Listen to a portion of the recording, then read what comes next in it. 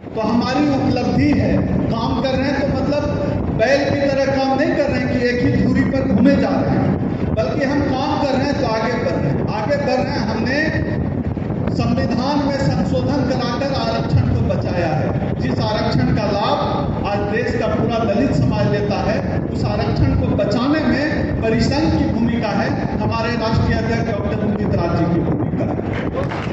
और ये कोई एक उपलब्धि नहीं है, बल्कि आपको याद होगा जब अन्ना हजारे जी का चल रहा था लोकपाल बिल का आंदोलन, उस लोकपाल बिल में आरक्षण नहीं था, तो हमारे राष्ट्रीय अध्यक्ष जी राष्ट्रपति से मिले और लोकपाल को कराया बहुजन लोकपाल, यानी लोकपाल में भी आरक्षण होगा।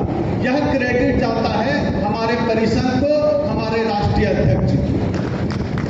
हम लोग कॉलेजियम सिस्टम पे बात करते हैं, जुडिशियरी में जातिवाद की बात करते हैं, जुडिशियरी में बेईमानी की बात करते हैं, लेकिन उसके खिलाफ बोलने की हिम्मत कौन किया? किसको पता है कौन किया है बोलने की हिम्मत?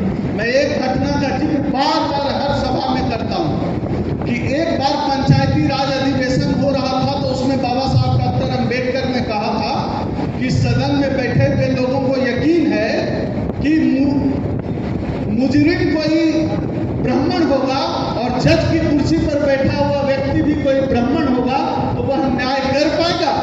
तो पूरे सदन में चुप्पी छा गई थी और हमारे राष्ट्रीय अध्यक्ष डॉक्टर उदित राज जी ने जब नरेंद्र मोदी की मौजूदगी में संसद में ताल ठोककर कहा कि भारत की न्यायपालिका जातिवादी है, सब पूरे सदन में चुप्पी छा गई थी।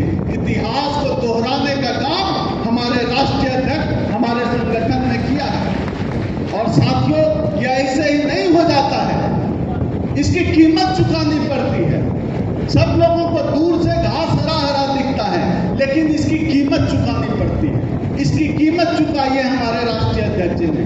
आप लोगों में से बहुतों को पता भी नहीं होगा, हमारे साथी कुछ तो साथी जानते हैं। आरक्षण को बचाने के लिए निकालना था एक रैली, उस समय फोन आया, साहब को सिक्योरिटी 2005 से मिली हुई थी। फोन आया होम मिनिस्ट्री से, आरक्षण बचाने का मार्च मत निकालो, नुकसान में रहोगे। साहब बोले कि नहीं मानूंगा। आरक्षण बचाने के लिए रैली निकली, जंतर मंतर से लेकर संसद भवन तक पहुंचे भी नहीं है संसद भवन तक कि उनकी सिक्योरिटी सरकार ने छीन ली। एक